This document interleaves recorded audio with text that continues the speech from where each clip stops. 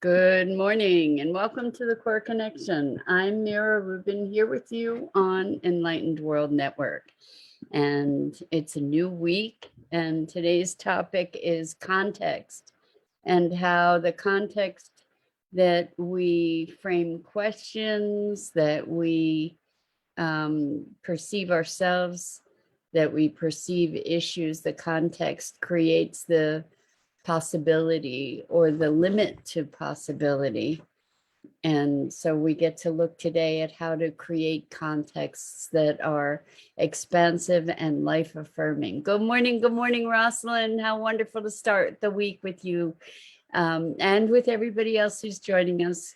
Welcome, welcome. Great to have you here. So today's topic is context. And before we get started, let's take a minute or two to get present and let's take a deep breath in through your nose and hold it. And imagine clean, crisp oxygen flooding your lungs, flowing into your bloodstream, nourishing all your cells, your organs, bringing vital life energy to your body and being. And as you exhale, exhale any tension, stress, negativity, fatigue. And now let's take another deep breath in through your nose and hold it. This time, imagine brilliant, bright light lighting you up from the inside out, illuminating, electrifying, energizing all your cells, all your molecules, all your electrons, and creating this brilliant beam of light from your heart out into the world. And as you exhale, exhale any remaining tension, stress, negativity, fatigue. And now let's just press our palms together and vigorously rub your hands together and feel the tension, the temperature, the texture, the friction, and allow yourselves to become present to all those sensations and present to this remarkable physical form that enables you to experience life. Good morning, Gia. So wonderful to have you here with us this morning. We're talking about context and how the context within which we interpret our experience and pretty much everything dictates what's possible. So if we've talked about the problem with problem solving, it's sort of the same thing. Good morning, Isabel. It's been a while. So wonderful to have you here with us. Welcome. We're talking about context and how the context that we perceive things kind of dictates the possibility of what our outcomes might be. So I've been reading this wonderful book by Carol Sanford called, thank you, Gia. Gia says, I love this topic too. In fact, I love every topic you choose. You're very complimentary, Gia. Thank you so much. I so appreciate that. So I am reading this wonderful book by Carol Sanford, who is a thought leader in rethinking the paradigms within which we exist in order to be able to create a future that is thriving, and where we might have a possibility to correct some of the trajectories that we're on in terms of our relationship with nature, etc. Anyway, the book is called Indirect Work, and she talks about a basketball coach named Phil Jackson, who brought the Bulls. I'm not a sports person, so I'm just trying to recall this from the book, but to be a remarkably winning team. And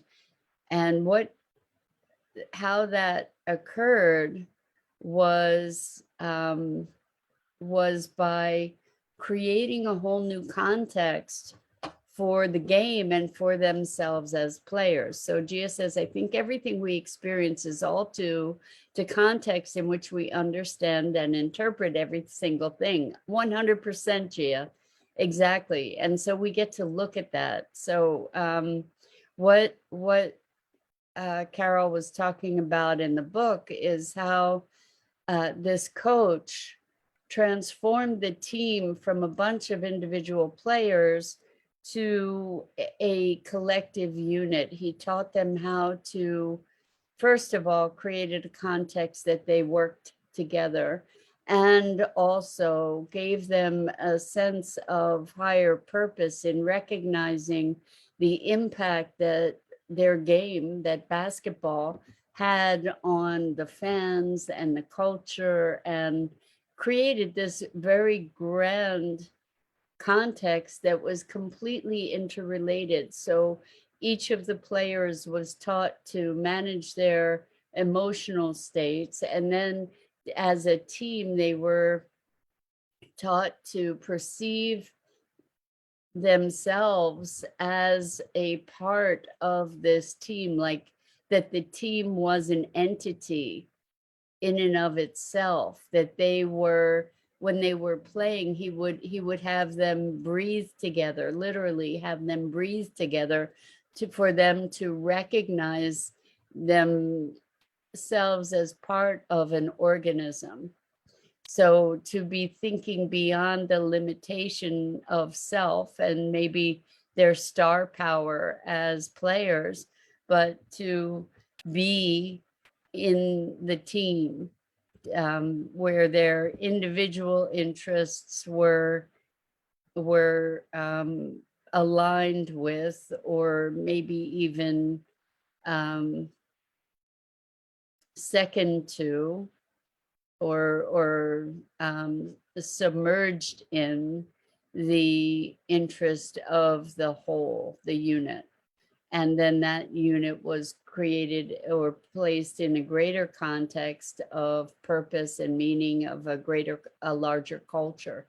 So really, really fascinating approach, which is very much in line with what we talk about here quite a lot, which is that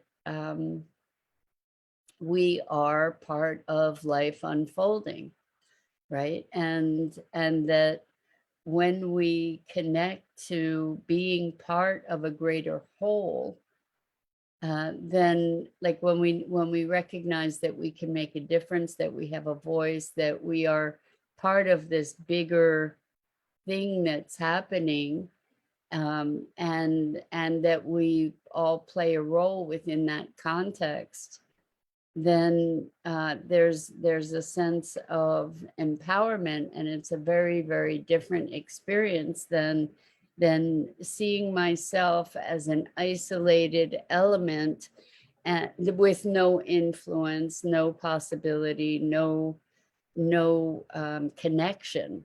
Like we've recognized so often how the issues that we're confronting as humanity come.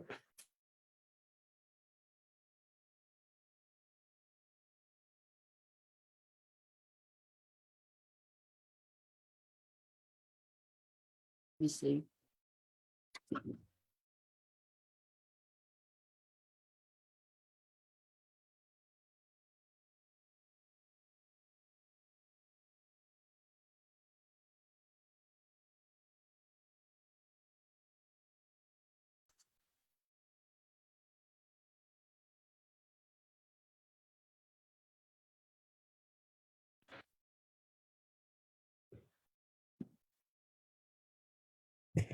Okay, so I'm back. Sorry about that, guys. My internet connection is really fragile connected to my computer, and every time I jiggle something, it goes out. So hopefully we're back.